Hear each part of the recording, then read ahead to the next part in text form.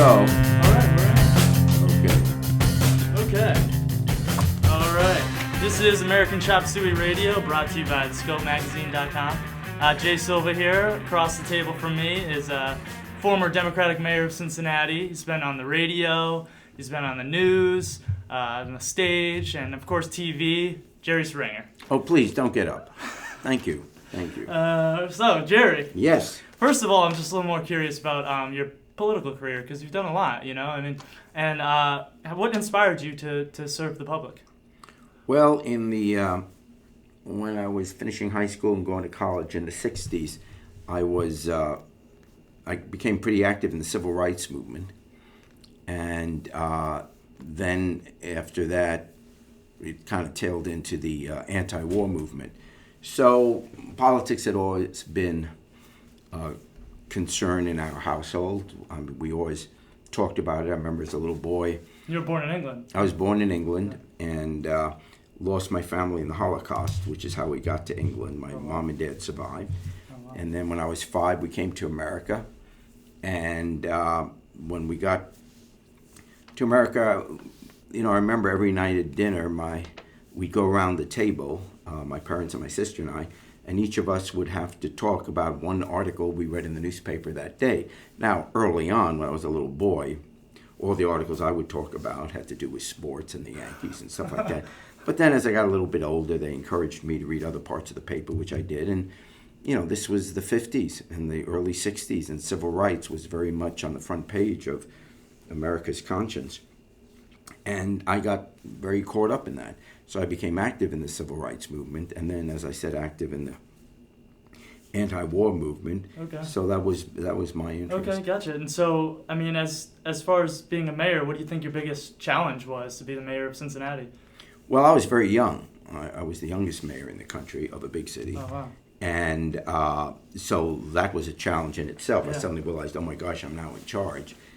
And, you know, the issues we dealt with, the day I took office, the bus drivers went out on strike. The contract had run out. The exact day, the same day. The exact day, December 1st. It was nothing personal. Nothing personal. They had threatened to strike, and Wow. now I took over, and the transit system went on strike, and it was December 1st, so the Christmas season was coming up, the shopping season. Much of the city's revenue was dependent on what the stores did downtown, what the businesses did downtown, the restaurants, etc. And so that had to be settled pretty quickly. So that was my first challenge, Wow. and we did get that settled. Yeah, so you're right in the middle of it, and you know we were dealing with, you know, we built health clinics throughout the city and recreation centers, and you have to worry about the garbage pickup and the schools, and you know when you're at the mayor, you're in the middle of all these everyday issues. I come from a city called New London. It's in Connecticut, and we just hired our first mayor in a long time. We just voted in to have a mayor. Oh, you had a city manager form of government? We did, in the city council, and he's going through. He's young and he's openly gay, and so he's I think he's one of the first gay mayors in Connecticut. I think, and also. And he's going through a battle right now between city council battling him. You know, it's a lot of old money, old blood. You know, and he's a fresh face, and you know, you got the young vote and things like that. And he's progressive. Do you have any advice for someone in that sort of position? Yeah, you end up doing what you think is right, because you whatever decision you make, there are going to be some people that don't like it. So you can't, if you're going to go into this business, you know, obviously have to follow your conscience, help as many people as you can, but you can't worry that if I make a decision, someone's not going to like it, because whatever decision you make, they're not going to like, and then you won't do anything. But stay consistent. You know, I assume he ran for office because he had certain things he wanted to do. The other thing is just pick 2 or 3 things. We're broke too, and concentrate on that. Okay. And because if you have too many issues, you won't get enough of a majority to get any one done. So pick the 2 or 3 you'll go to the mat on, and you can compromise on the others. I know you recently met President Obama. Do you think that? I mean, was there any way you could talk about anything you guys discussed, or? Well, you know, obviously the issues of the day and campaign strategies and things like that. This is a watershed election. Clearly, 2008 was an election of great historic significance because it was basically a public statement about what America was, and obviously the election of a young African American as president of the United States had tremendous significance beyond just politics. So that's became pretty much what that election ended up being about. This election really has more to do with the future, philosophical direction of this country. Does government have a role, or is it purely free enterprise? And if it's purely free enterprise, it's going to be survival of the fittest, and wealthy people will clearly benefit, but the great middle class will be left behind. We have to recognize, I would argue, and that's what we talked about, that the government has to have a role, that you can't run a society purely on free enterprise, because the goal of free enterprise is to make a profit. And in making a profit, every business will do everything they can to cut expenses to increase their profit. And that means laying people off, or replacing a person with a computer, or if they have to hire a person, hire someone overseas who's cheaper. So the whole incentive of our system right now is for every business to hire as few people as possible. Well, if that is the incentive of your system, then how can you have a society where everybody works? So recognizing that, government has to have a role to be able to step in those areas where people are not being employed. Yeah. Back to when you were in office, I mean, your exit from office was, somewhat well documented. We don't have to get into it or anything like that. But as far as the laws in this country, would you ever be an advocate, or do you think there should be a change in the drug policies in this country and the laws of prostitution in this country? What are your I thoughts? think you may have it wrong. I don't know. Yeah, what you're referring to happened. What is Google? I don't. Yeah, that happened well before I ever became mayor. Okay. So that happened when I was in my 20s. You're referring to me spending an evening with a prostitute. But that was before. It was 5 years before I ever became mayor. Okay. And so when I left, I then had 10 years in public office. I Okay. left because I was hired by NBC to With the news? Is that what it was? yeah, to anchor the news, which I did for 10 years, and then because we were so dominant in the news, the company that owned the station also owned talk shows, and then they hired me to do talk shows. Okay, so it was before you were mayor. So what you're talking about had nothing to do with ever leaving office. I'm so embarrassed. Yeah, well, no, that's okay. No, But, it's become folklore. It just wasn't. Yeah. Never happened. Well, then Yeah. good. I'm glad Okay. that I know the real story, and also you were very honest about it. Which do you think that led into you being elected, or? No, it was an interview where I had told people that when I had Yeah. been to a prostitute and Yeah. in my 20s. Well, how do you feel on the laws of prostitution and the drug policies and Well, those are specifically two maybe- separate issues, but Well, yeah, they are separate issues, but and society is not at a place now where it's going to accept that. yeah. So you choose your battles, and I think right now the political battles are more in the area of non-discrimination, economic opportunity, employment. So I wouldn't go to the mat on saying, let's make sure everyone can smoke marijuana. If in order to I'd rather get votes on the larger issues. Yeah. So, do I get excited, upset if I found out that some young person smoked marijuana? No, I don't. Yeah.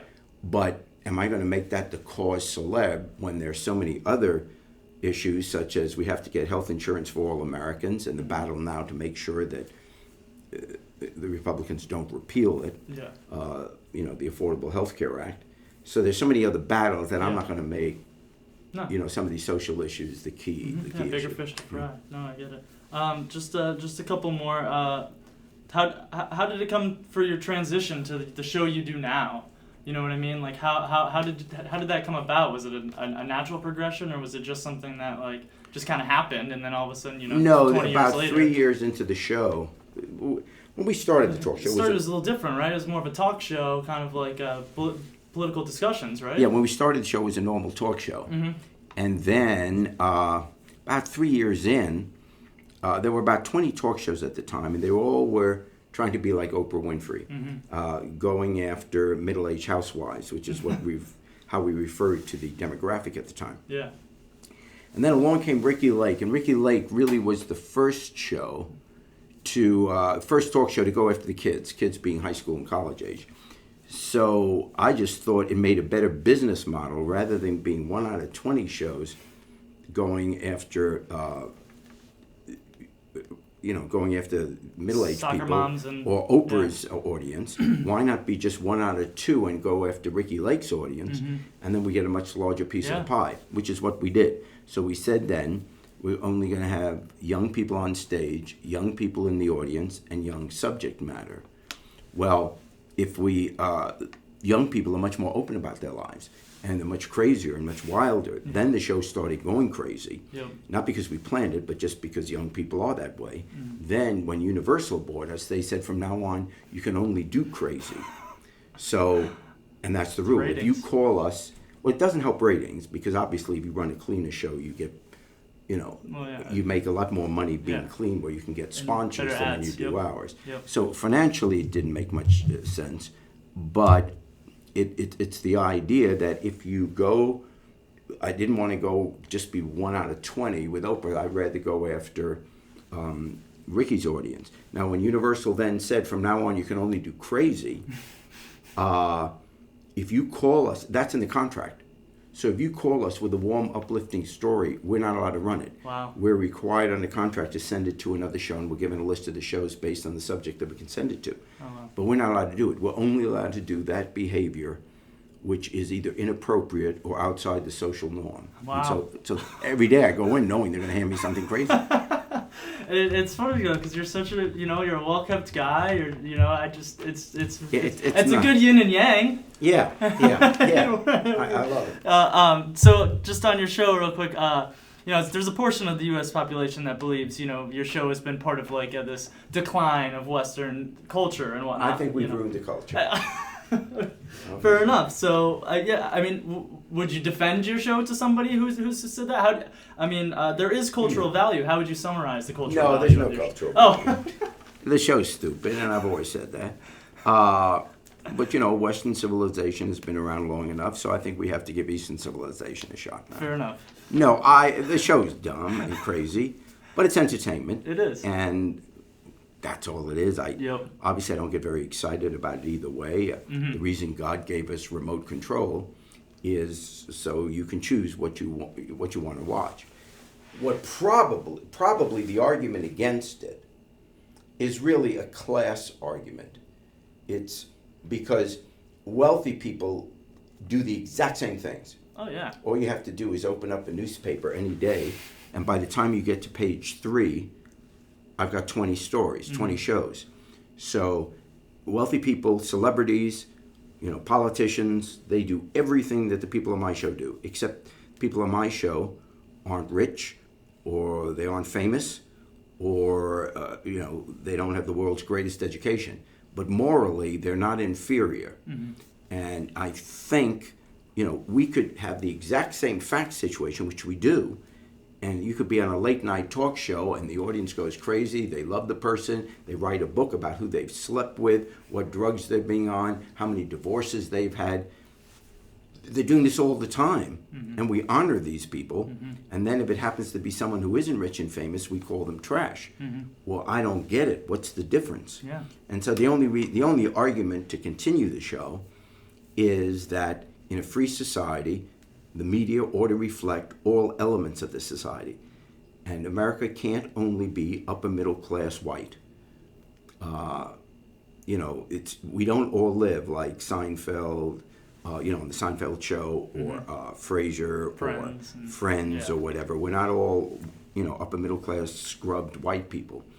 And I think what our show did is, for the first time, it showed other people on television. So we weren't shocked by the behavior because everyone knew it existed. What we were shocked is that it was on television.